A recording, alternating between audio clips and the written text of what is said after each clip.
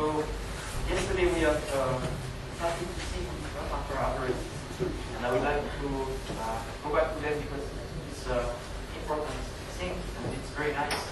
And I'll try to explain again that you really get what I mean. Okay. So these are the notations there. I will copy them here. So we have a class of functions. Each function goes from some set Z to R, but we know that basically they take value 0 or 1. These are our loss functions. And we define this quantity Rnf. It's a bit confusing because I introduced before Rn of G. So there were parentheses, and that meant the risk of the classifier G. Whereas this means some kind of symmetrized empirical measure. You integrate f with respect to some kind of empirical measure, and just define as following.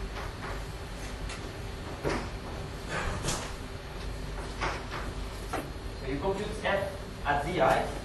So these are your data.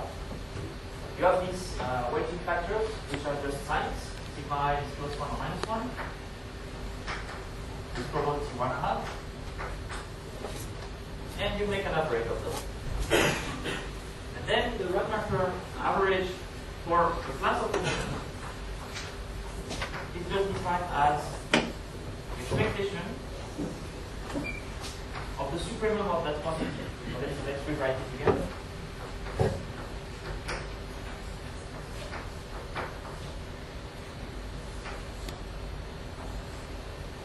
And this is the supremum over the class of functions.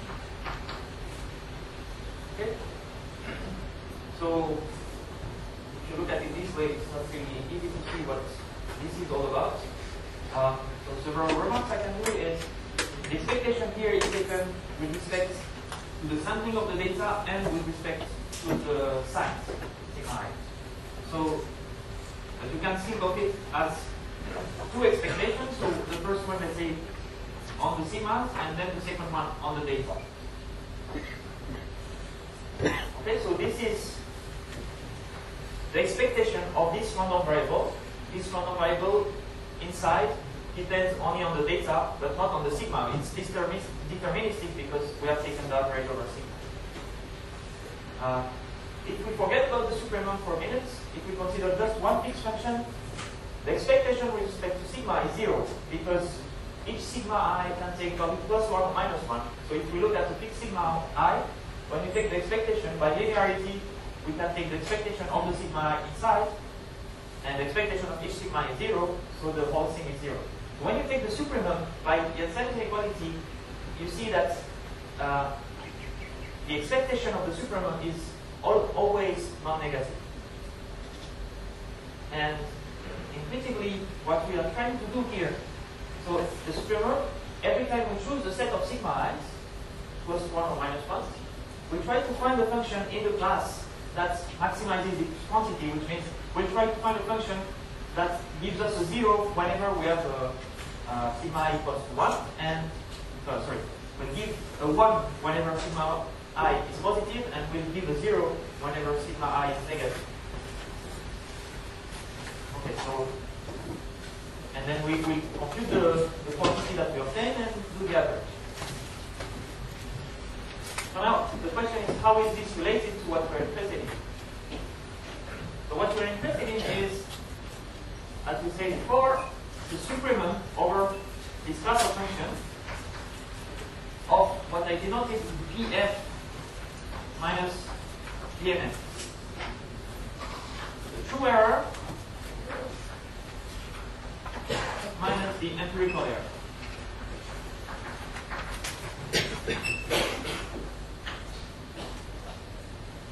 And why are we interested in this quantity? Is because we want to give a bound on the true error of any function in the class based on its empirical error, which is the quantity that we can measure of the data. So this is our quantity of interest.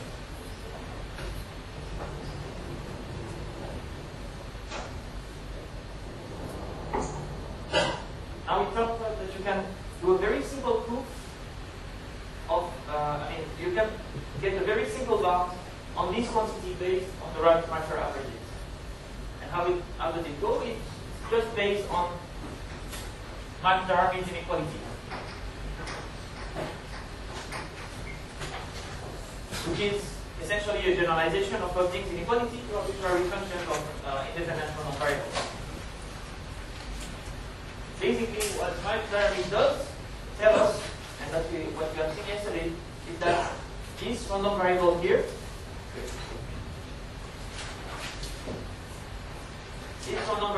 which depends on the data via this quantity here, is concentrated around its expectation. So basically, we have that Superman over the class F of Pf minus Pnf is bounded by this expectation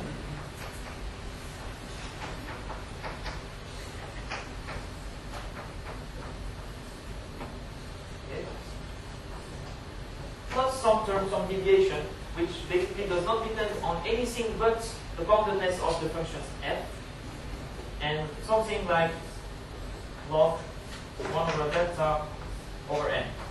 There might be some constant. Let's put it C here. We don't really care about the constant so far. So that's what we obtain directly from McDermott, and it only relies on the fact that functions are bounded. And a very important thing to notice, and that's something that is almost a revolution in this business, is that you have here a control of this random variable, of the deviation of this random variable with respect to expectation, which does not depend on the size of the class F. So the fluctuations, no matter how big your class is, the fluctuations are always of this order. They can even be smaller, but they cannot be larger than this quantity. So this is a bit surprising. It means we can have a bound that holds for any class of function. So what happens if you have infinite DC dimension, for example? Well, if we have infinite DC dimension, we still have a good control. But what blows up is this quantity here. So the key thing is that we decouple one thing that corresponds to the random fluctuations of this quantity, and one thing which is the expectation. And as the class, the size of the class increases, the expectation will grow. And this term really is the complexity term. That's the term that measures how big is the class. That's really a key point in using concentration inequalities to obtain error bars. The constancy doesn't depend on what? Just this. Yeah. And it's a bit, I guess it's, yeah, proportional. So this is more or less B. You may have a factor of 2 here, or maybe a factor of 2 here, but that's the most, that's I guess. Okay. So what is the next step? Now we have separated these two issues. We can focus on this quantity here. And there is this very nice trick that Rademacher talked about yesterday, the symmetrization trick, which is really at the core of every error bar proof. And we saw it yesterday. It essentially allows us to replace this by a symmetrized quantity, which is nothing but the Rademacher average. And if you go quickly through the slide corresponding to the proof of this inequality, you see that first we replace this quantity, which is the true average, by an empirical average on an extra sample. We take the expectation out by the itself inequality, and then we obtain a quantity which is symmetric. We introduce signs +1 or -1 because we can exchange points between the first sample and the second sample, and then we take the expectation over this side, and we obtain the bound above. So this is bounded by twice the Rademacher average of the class F plus the same thing.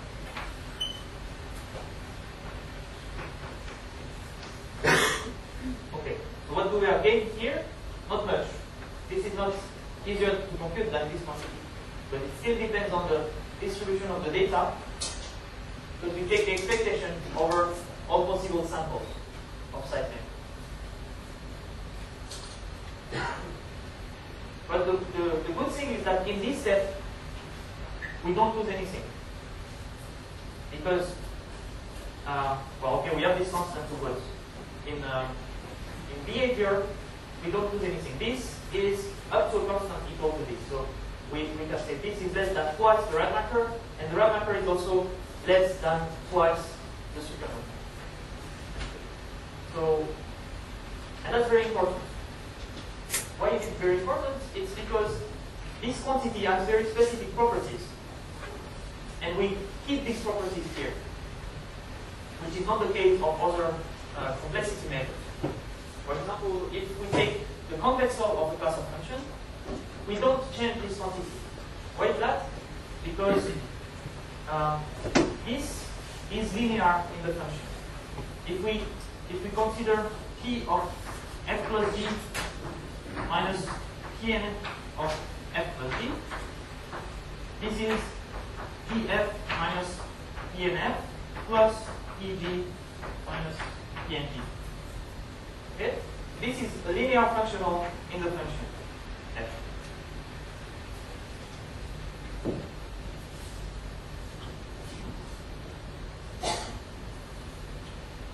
So a very interesting result is that if we have a class of functions,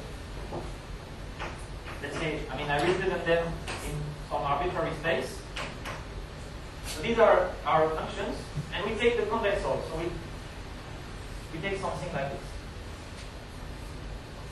Which means that instead of predicting with these functions, we make a vote of these functions. And we say, well, what is the complexity of the convex solve, given that we know the complexity of the class of function, the initial class of functions?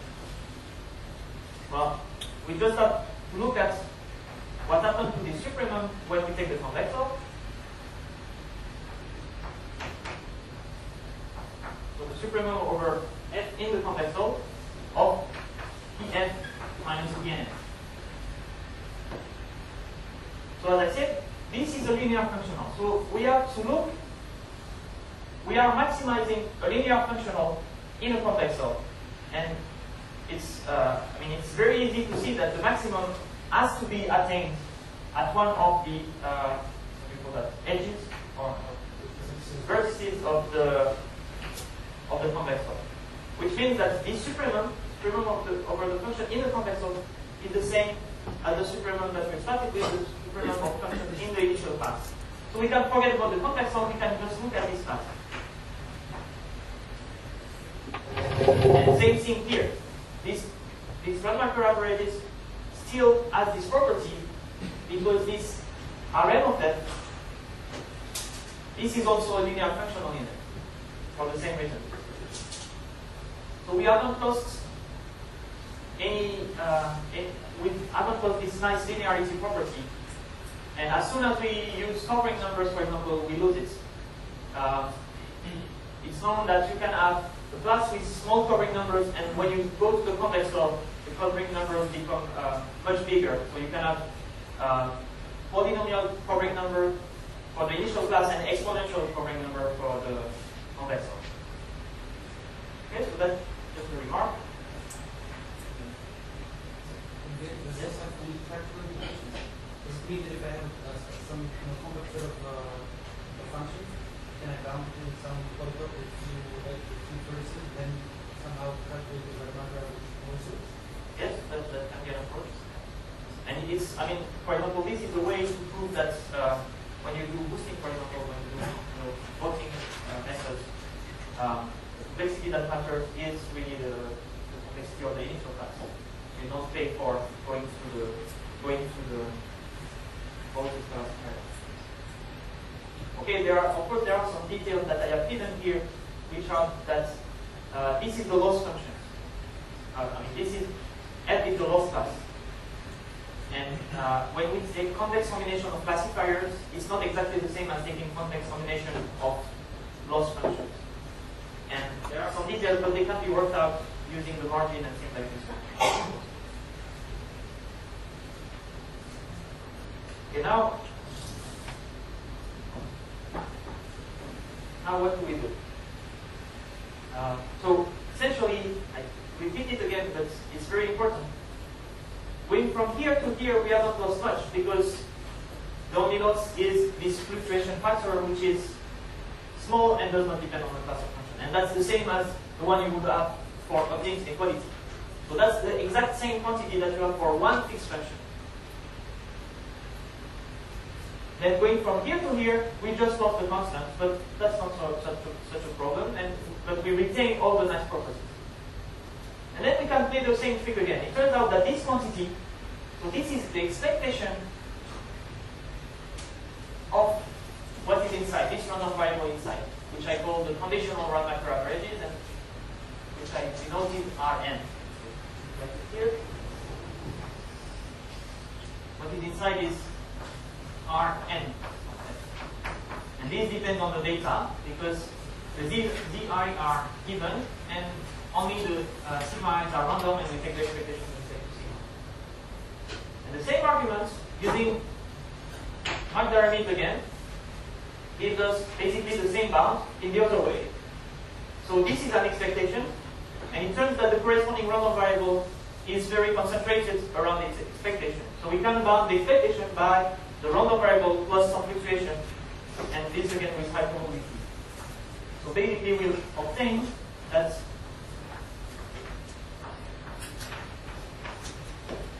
we have this bound plus, okay, let's say C prime square root of the delta over n.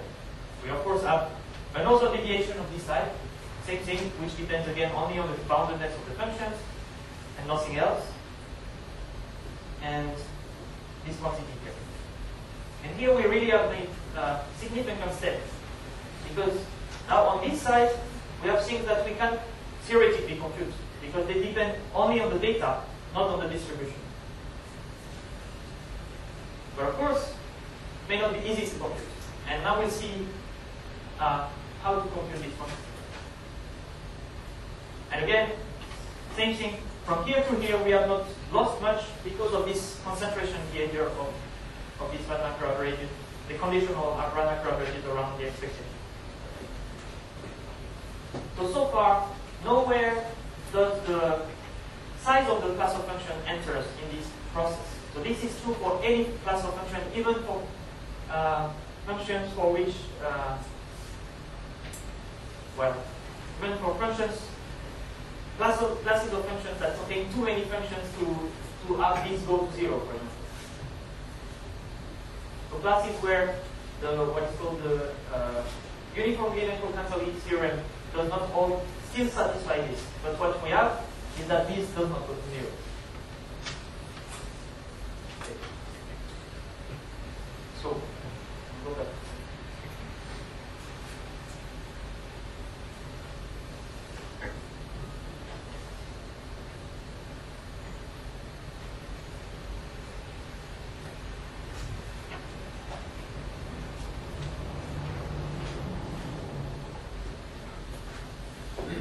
Now again we need to compute the Rademacher averages.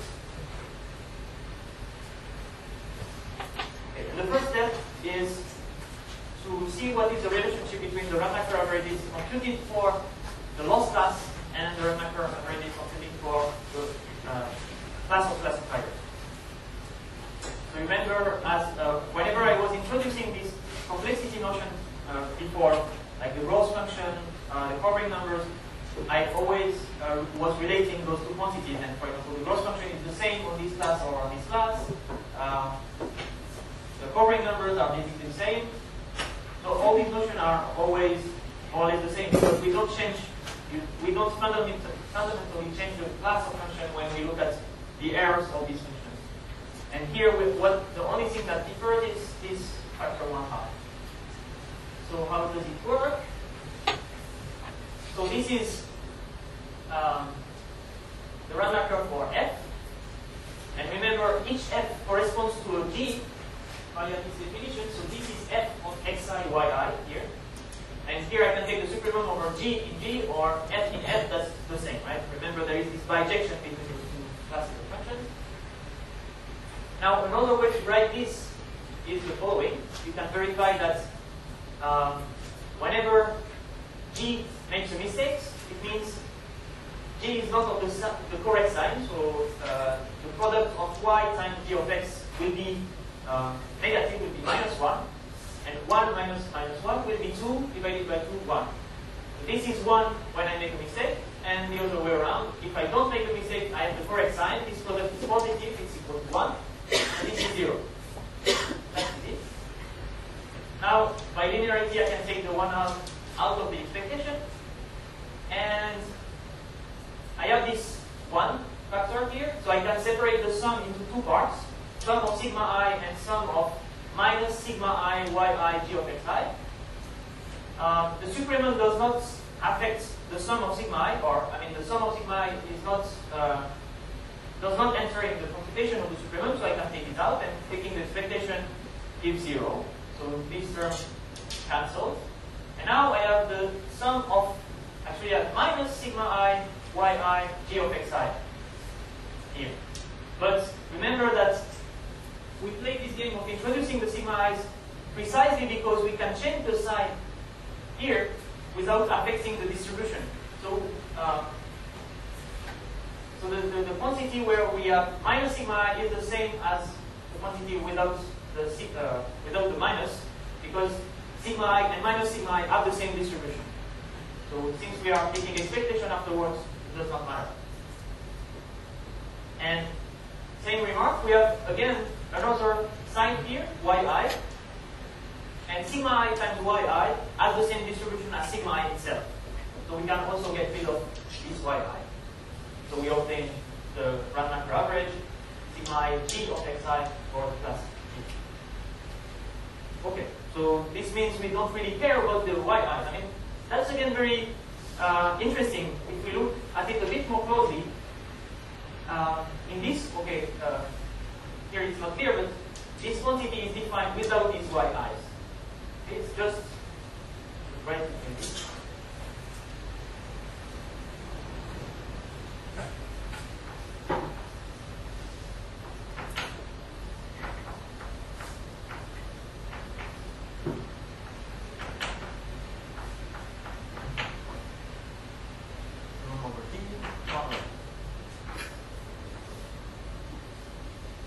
What is interesting is now we have a capacity measure which is essentially the same, I mean, which is not much different than the expectation of the supremum over the class of df minus dnf.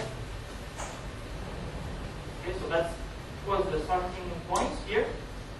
And now we have shown that Rn of d is R of d is essentially equal to this because we lost this factor 2 but we gained the factor 1/2, so that's the same thing. But here the y's and their distribution does not play any role. So the only thing that matters is the marginal distribution of the x's and okay, the distribution of the sigma, but we know the distribution. So again we have this interesting phenomenon that we have to look at functions projected on the data points, on the x-axis.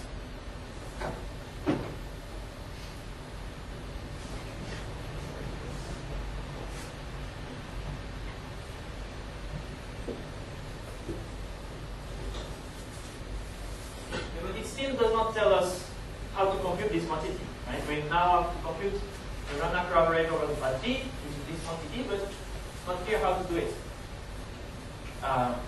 Well, you could imagine to run an algorithm that actually computes this and then takes an average over all possible sigmas and all possible x's, but that's not really feasible.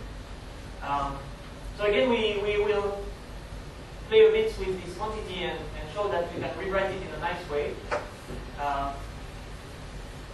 So same trick.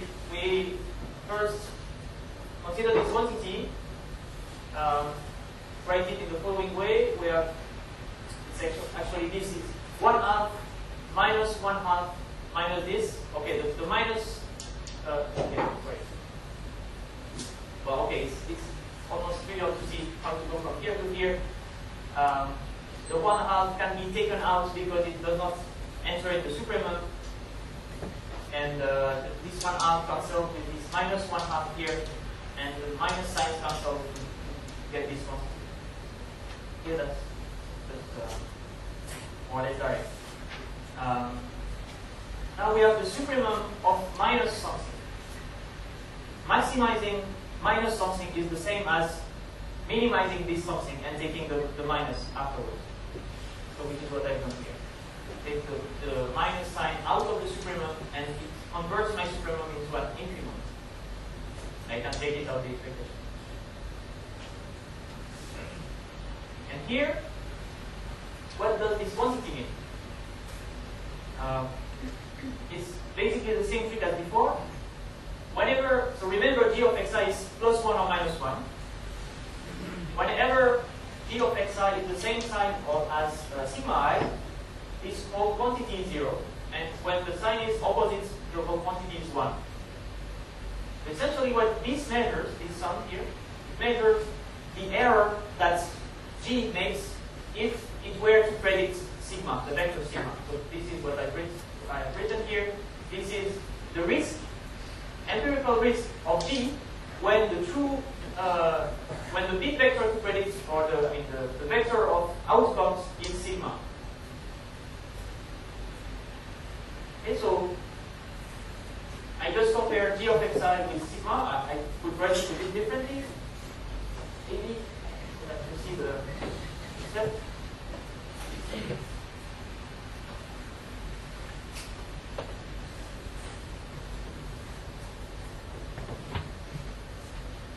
We have sum of sigma I 1 minus sigma I anymore. 1 minus sigma I g of the sine over 2. And this, one thing is that this is equal to the sum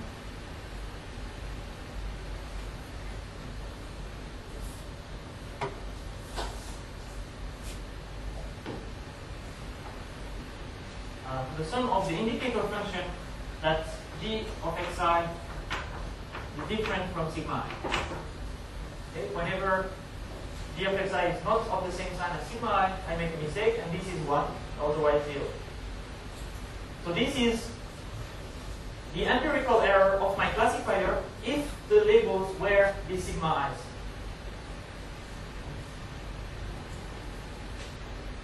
That's what I denoted by Rn of g sigma. So what does it mean? Now we have something that really is can be interpreted. What we have to do to compute the Rademacher average of the class G is 1/2 minus its expectation. And inside here, we see that we have to minimize an empirical error over the class G. So essentially, if we have an algorithm that minimizes the empirical error into the class G, we just have to run it. We sample, we take some random vector sigma I, plus 1 and minus 1. We run our algorithm on these labels, take the value of the minimal empirical error that we obtain in the class G, and take the average over all possible choices of sigma. And that gives us the Rademacher average. So we can easily, assuming we have an efficient algorithm for minimizing the empirical error, which is in general not the case, but assume we have that, then we can compute the Rademacher averages by just generating random vector sigma i's. Basically what it tells us is that it's not harder than computing the empirical risk minimizer.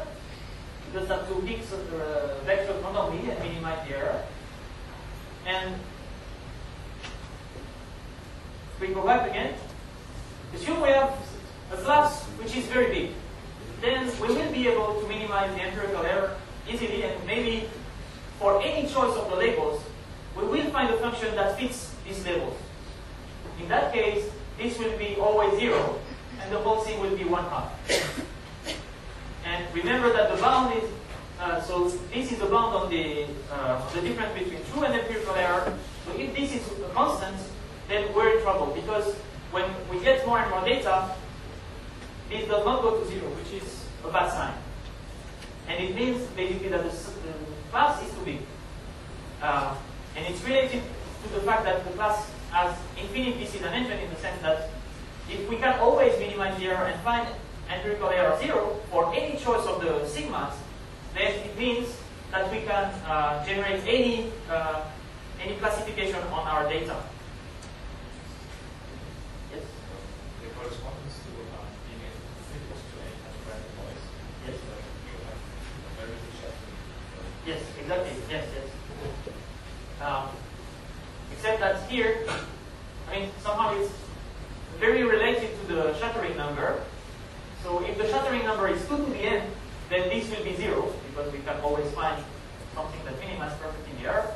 And if it's less than 2 to the n, then this will be slightly bigger than 0, or at least for a certain number of possible vector sigma i. There is a relationship that we will see in more detail, but it's the same idea basically. And of course, the interesting case is when this is very close to 1/2, which means that for most bit vectors we cannot really fit them. So we cannot fit arbitrary noise. And that means our class is not so big and it's not, I mean, it captures some.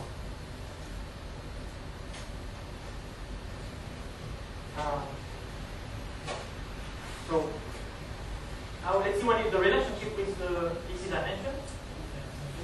So this expectation that you're showing, it said it's not just randomly checked every time. Yes. So what is the concentration of measure zero that you receive to justify this? Well, it's basically obtains inequality. That's all. Because essentially you have the expectation with respect to the sigma i's of a random variable, which is this. Okay? So you want to compare the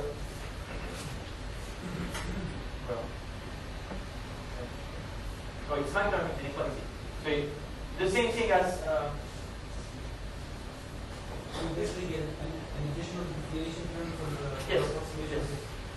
So if you go beyond that, so this is the expectation with respect to sigma, and you can actually replace it by one value, I mean, by the computation of this for one value of sigma, and get an additional deviation of this size.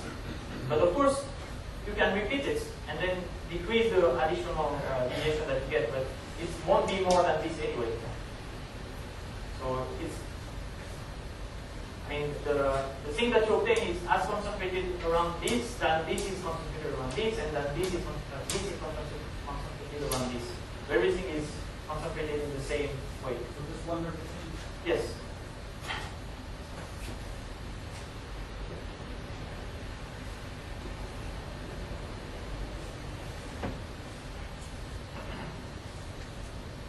Now if we want to actually relate this quantity to the DC dimension, you can use the following upper bound. I won't express it, but I mean I won't show it. But basically, if you have a finite set of functions, then the Rademacher average is less than square root of I forgot, to be divided by n, the sample size. And this should be n, sample size also. Essentially, you recover the square root of log capital N over small n, which is what we have in the finite case. And in particular, we immediately obtain this because remember, this is the expectation of conditional Rademacher average, which can be computed on the data. So if you first look at the expectation over sigma only, you have fixed data. So your class of function is projected on the data. And once you project the class of function on the data, you have only gross function times, I mean, as many functions as the gross function value. Which means that this n here is nothing but the gross function. And when you use the combinatorial lemma that we saw yesterday, you obtain this. So the same kind of factor that there are in the DC bound, for example, where h is the DC dimension, so this is sample size n and not n. So we recover the same kind of result, but with a different approach. And on the way, we have gained something which is that we have a quantity that theoretically can be computed from the data. So essentially here, we could think of replacing this DC dimension, this worst case DC dimension, by some kind of data-dependent DC dimension, because we can do everything on the data.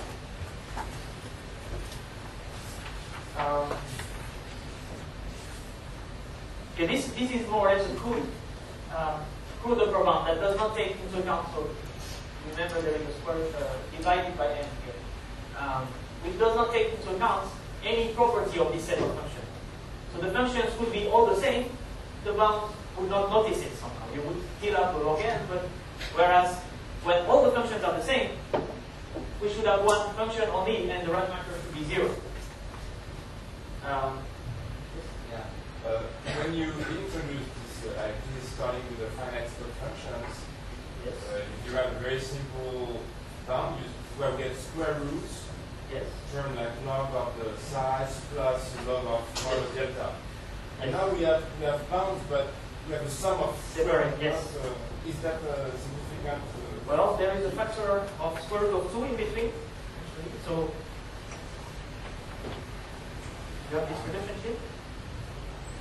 So if we take this bound, for example, for the finite class we had log n plus log 1 over delta over n, and here we have square root of log n over n. So I missed this n, but it should be here, plus the deviation log 1 over delta over n. And the difference between those two quantities, I don't think you can read. So the difference is that this is overwhelmed by this, so this is slightly worse, but on the other hand, you have the other inequality with a factor of 2, square root of 2 here. So up to constant, these are the same.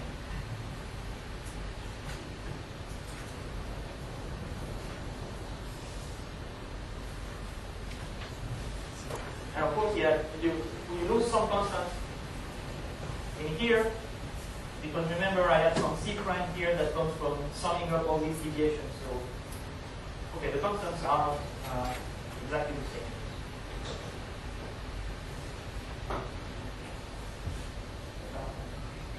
Okay, so this crude program does not take into account any property of this class of function f. And we can actually refine it significantly if we take into account that these functions have certain metric properties, and metric given by the Hamming distance on the data between these functions. And that is what is captured by the so-called chaining integral. That's result due to Dudley. Okay, basically these bounds, where here you have the number of functions in the class, can be generalized into this bound here, where instead of the number of functions, you have covering numbers. So this is the covering number of the function class f at scale t. So you use both of radius t when you have n samples. So you compute the distance on n samples. And you integrate this with respect to t, the radius of the ball. And you have this 1 over square root of n as before. So for this is less than log, well, up to constants, of course, that you lose on the way, that the previous bound. For the finite case, this is less than log n.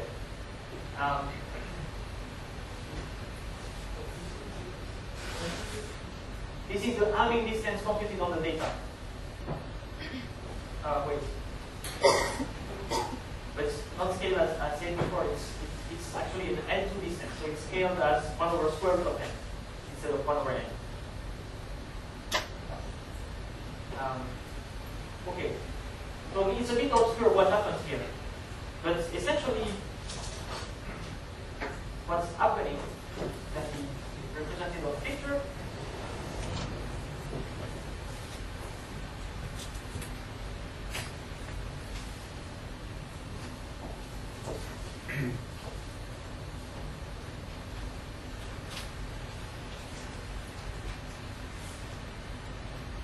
So we have our class of functions.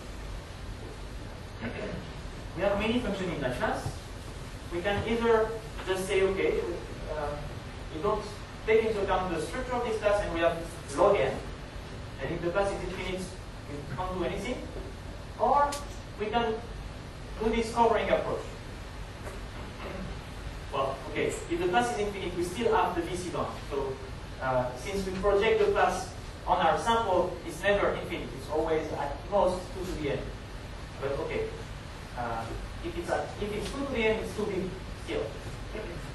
So what we do is that basically when we look at the function class on a set of data, we have only bit vectors, and each bit vector corresponds to one center in the class, and all functions that are, say, around this give the same bit vector. So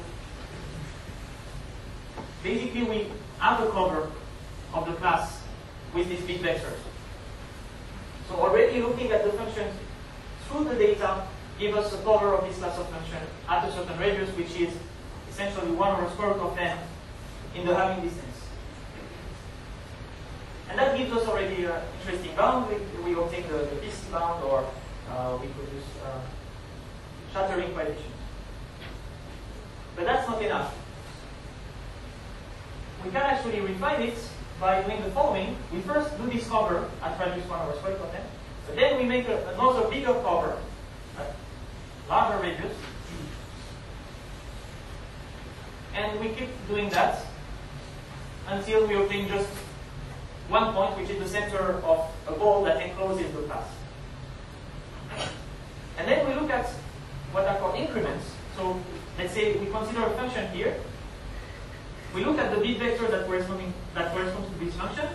Then we look at the center of the ball of radius a little bit bigger that contains this function, and so on. And we make some kind of chain until we reach the center of the ball containing the class. And the nice thing is that each of these increments here has a size which is of the order of the radius of the cover that we use to build these centers. And now we want to quantify the fluctuations, or the fluctuation of this function, of the function across the whole class.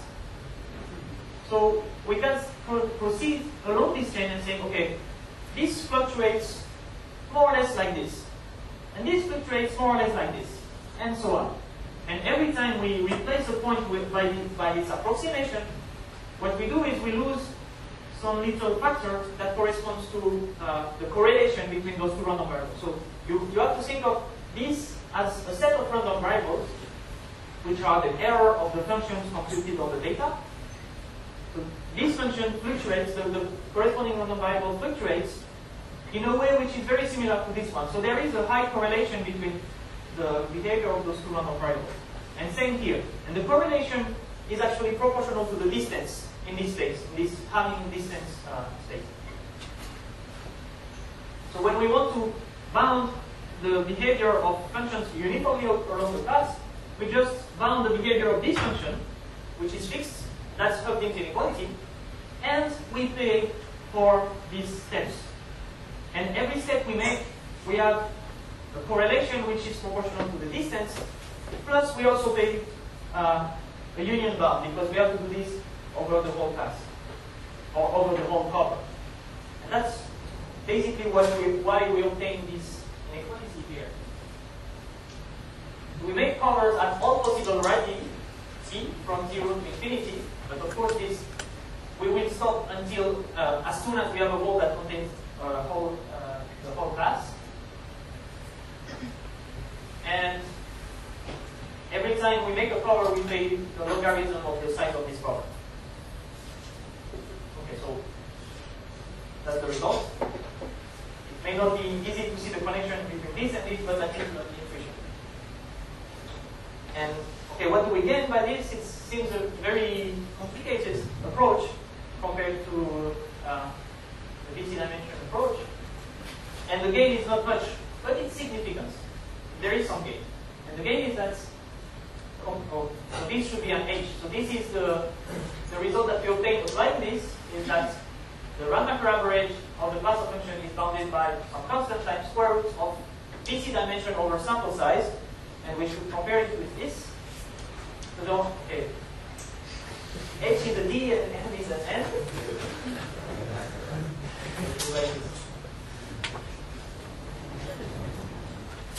So we have H log N over N, essentially in the first case, and in the second case we have H over N.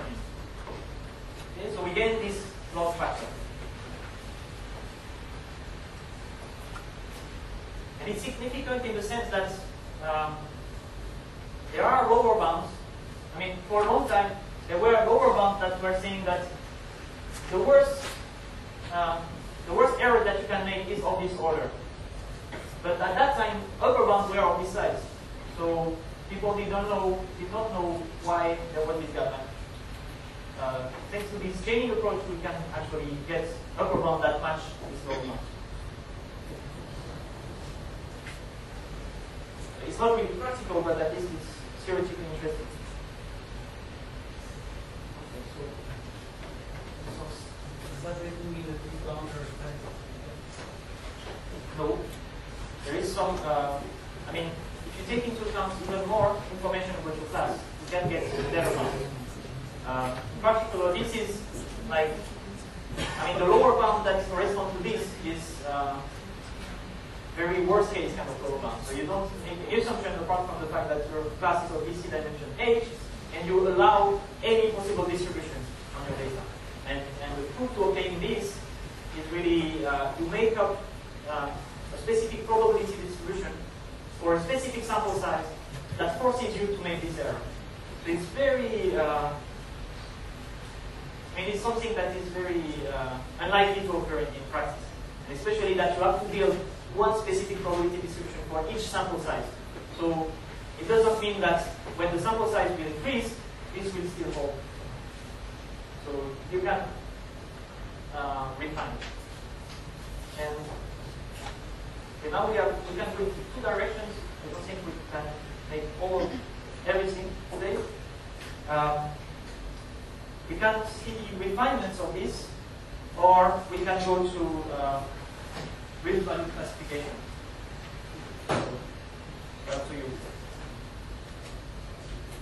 Real value classification. Okay. You can make a vote. So this is very interesting because we get more insights, but it's a bit technical, whereas real value classification goes in a slightly different direction and it's maybe easier to follow.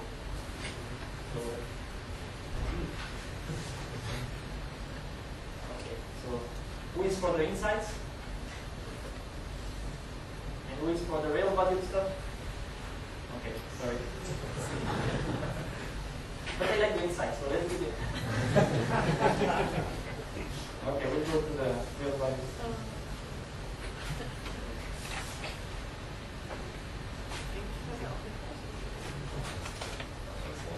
So what we have done so far was the restricted testing of binary classification, and to classify binary data we were using binary classifiers, which are functions that map to -1 plus 1. But as you have seen in the previous lectures, there are very few